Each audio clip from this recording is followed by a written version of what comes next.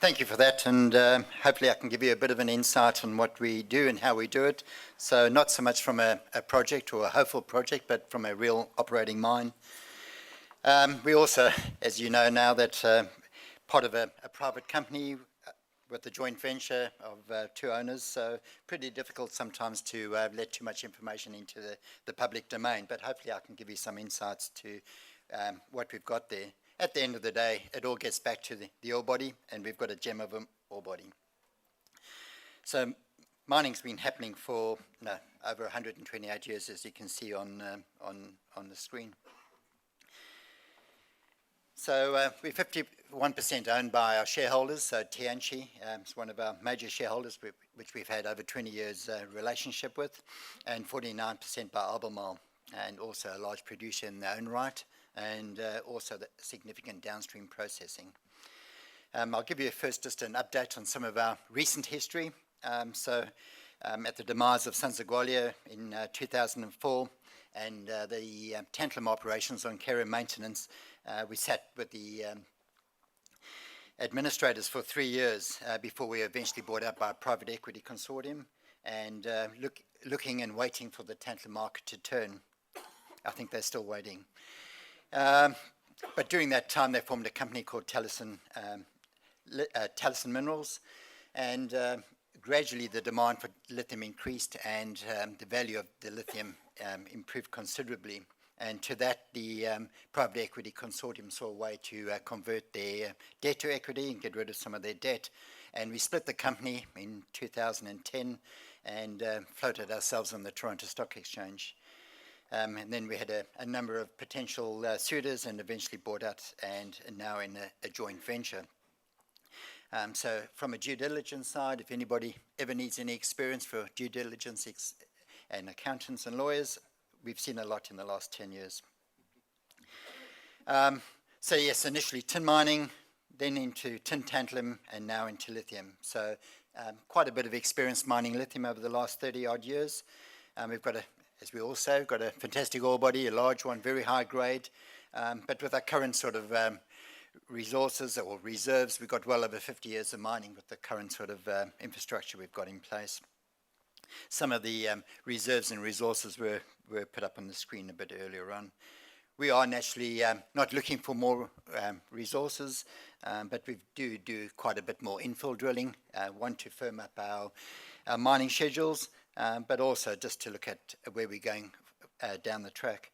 And of course, with the current prices, product prices, that does change our look on the resources as well, and therefore our grades, even though we've got a massive host pegmatite there, lithium, all we do is really drop the grades and increase our reserves and resources on the existing reserve.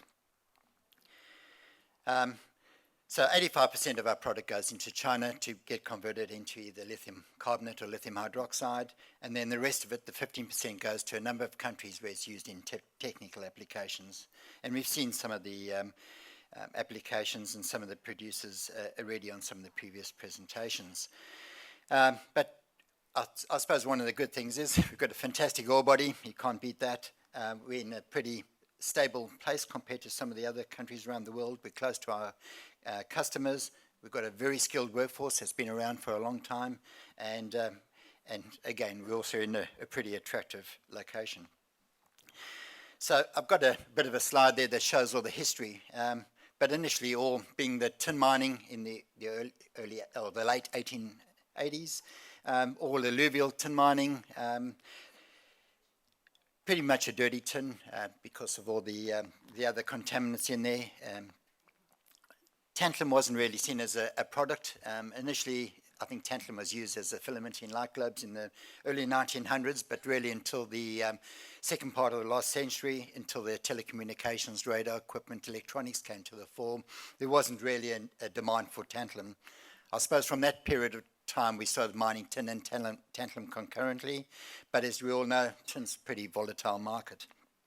It wasn't until 1964 that all those little operations, I think there were up to 26 at one stage, were consolidated into one operation, Greeny Tin, and it was all mining all the eluvials or some of the alluvials. During that time, a lot of money was made with both the tantalum and tin markets being pretty boyish. And we drilled out the whole area, and that was the first time that we actually identified the host pegmatite. And by identifying that host pegmatite, we identified these high tantalum and high lithium zones. So during that time, we started mining all the weathered material, and of course there wasn't much lithium in that because it all weathered over the millennium. And then in 2004, as I said, we went into administration. And during that time, while we were in administration, that's where the lithium, maybe a small little income of $5 to $10 million, paid the bills until we got to where we are now. So we have had quite a maybe checkered past and a few chapters of history, and I'm sure we'll have a few more chapters to go. So the population of Greenbushes, even though it was nearly 3,000, I think in 1911, it's now 380, I think it is at the moment, so we definitely talk quality than quantity.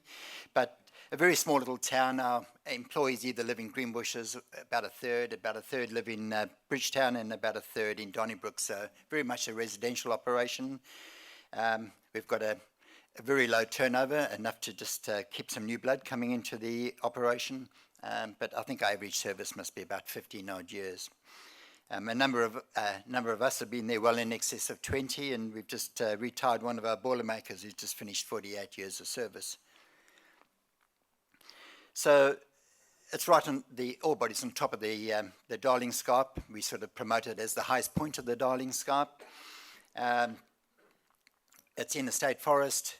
All the water comes from rainfall, so we've got no bores or anything, so we have to manage our water as a resource. It's also very close to town, as some of you might have come to Greenbushes at times over the years. So close to town, in fact, that when we were actually doing the tantalum pit expansion, we actually used to evacuate half of town, take them to the pub for dinner, do our blasting, and then take them back home again. So we do have an impact on the community, but fortunately at the moment, a very good relationship. So we've really sort of spoken a little bit about the geological settings. So it's in the southwest of the Yilgarn Craton. So it intruded in the Ballingup metamorphic belt. It's right on the Donnybrook Bridgetown Shear Zone.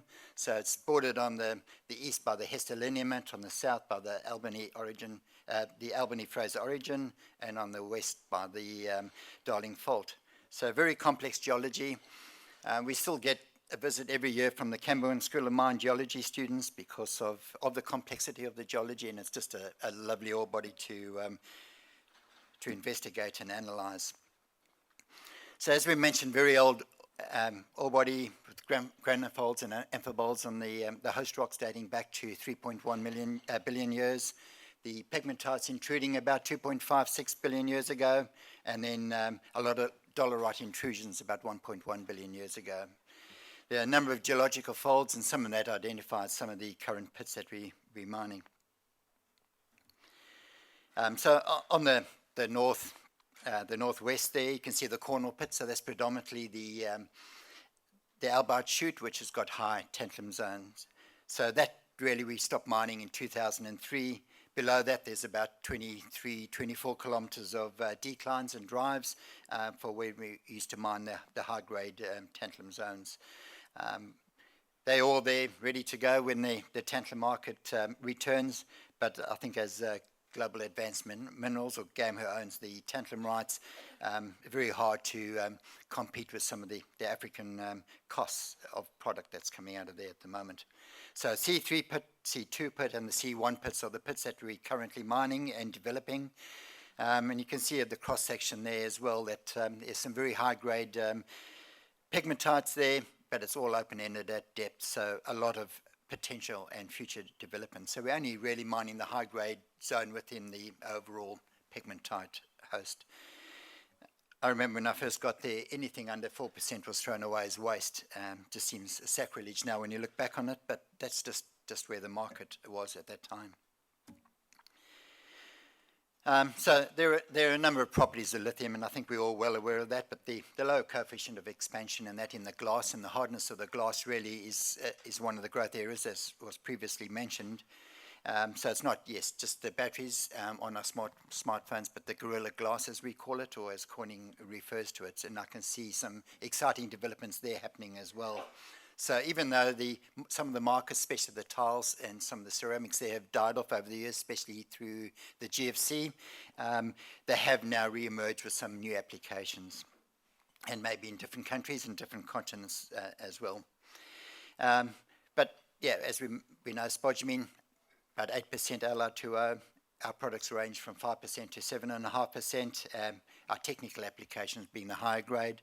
But again, it's not grade that only works, it's also the size distribution and the other contaminants in the product that determines the price at the end of the day, and also the application.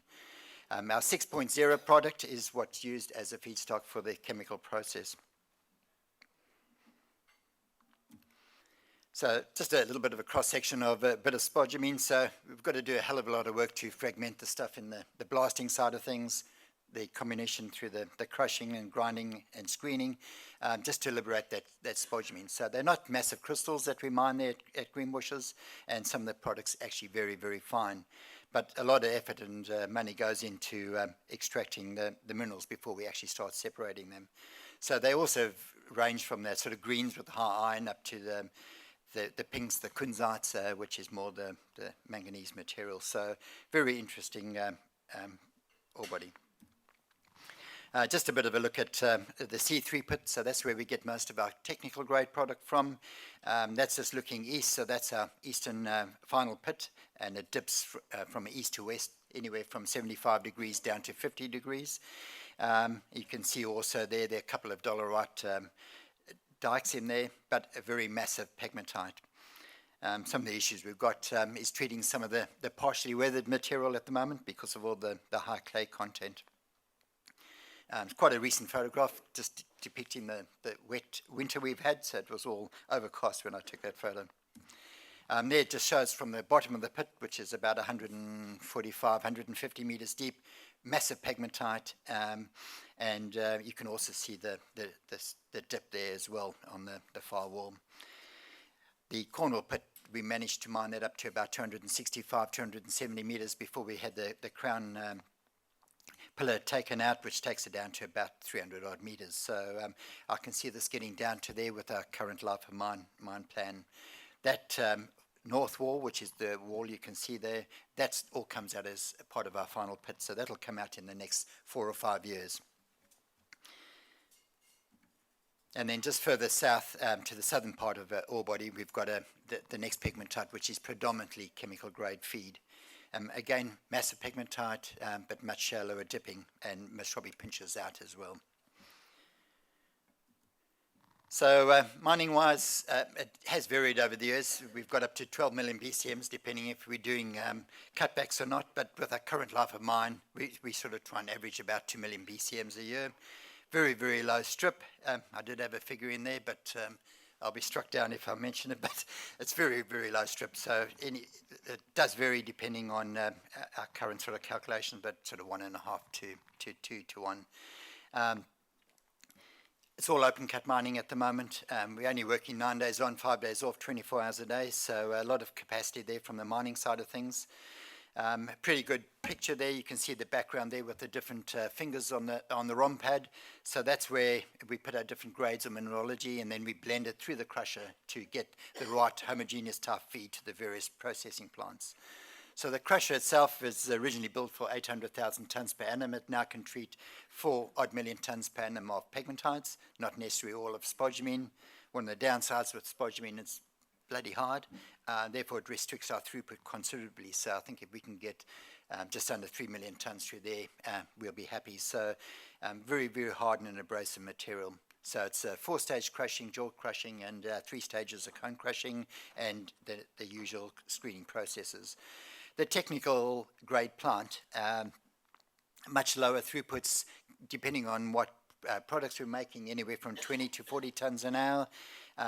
It was the original tantalum pilot plant in the 1980s, so it's definitely not a new plant. I'm not sure if there's actually any of the original steel in there, but we basically replaced it over the years. So the technology, we do keep it abreast as we can justify it, but that makes all our technical products. So all our products are dry, either bulk or bagged, and we do make all these products in campaign. So we're running 100% capacity. We're busy looking at potential expansion plans there as we speak, as the rest of the market has pushing demand. The chemical grade plant, which is on the sort of bottom left-hand side of the screen, very new plant. We commissioned that in 2012, designed at 160 tonnes an hour. So we can do 210, 220 tonnes per hour at the moment. And that can produce anywhere up to 500,000 tonnes per annum of product.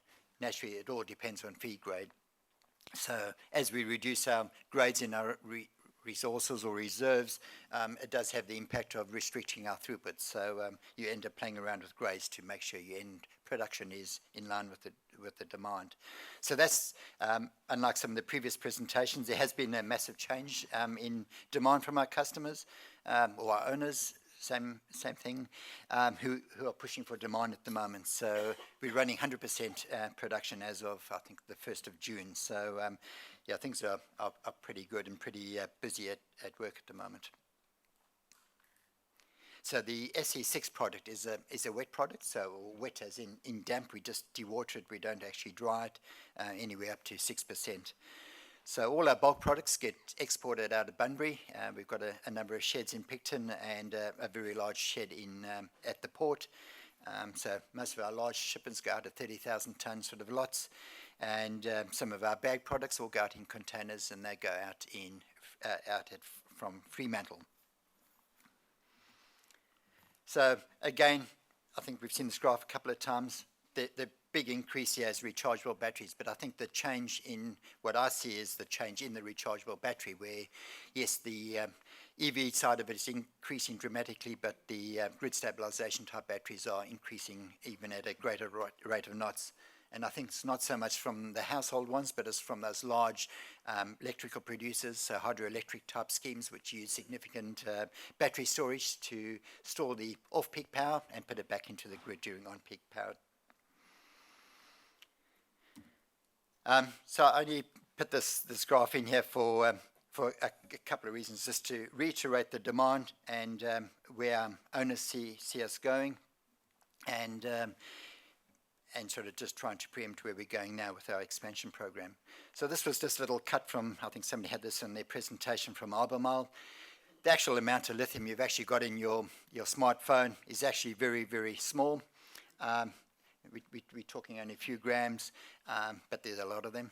But also if you add the actual screens as well, and then you start looking at where the volumes are. So what this doesn't actually show is some of the grid stabilization type batteries, which have a large portion of lithium in it. So yes, it's volume that's going to make the difference. So even if the vehicles were 0 in 2000, there's 1 million of them in 2015. If we keep working with that increase in demand, we're talking significant increases in lithium requirements. So again, the graph's not there to show you some figures or predictions, because all I'm doing is reporting on some other so Vox Energy and environment sort of figures. But the prediction, where is the actual prediction? Our owners are really looking at the end of the day for their planned expansions and the feedstocks they require for those expansions. So Albemarle tends to be pushing a little bit more at the current present for brines expansions. And as Tallison Lithium, we've actually got some brine deposits in the Atacama Desert as well. So there's a potential increase, and that's their first line of increase. They are looking at going down to a mineral expansion at the moment, but a lot of their feedstocks is all toll treated for them, because they've got access to the 50% of whatever we produce.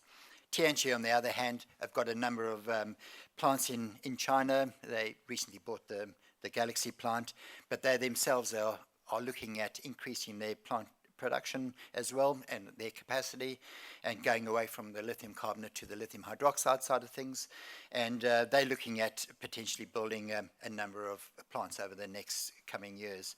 And I think some of the demand, if you look at it going forward in the 2020 to the 2025 side of things, you're looking at a lithium carbonate plant or a lithium hydroxide plant every year if we want to keep up with this demand. So significant increase in production.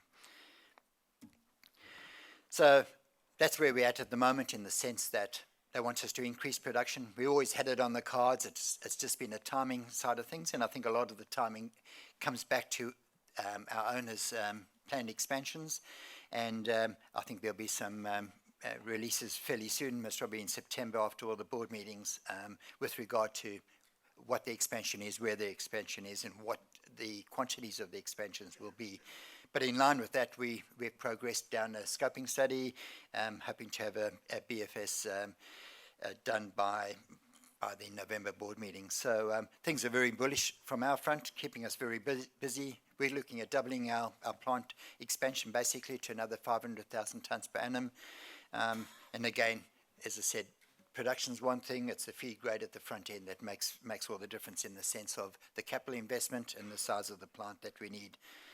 But we did expand this plant on picture in 2012. We managed to get it on budget, on time, and it was within design performance within 3 weeks. So we've got a very skilled workforce, and that does reduce the risk considerably.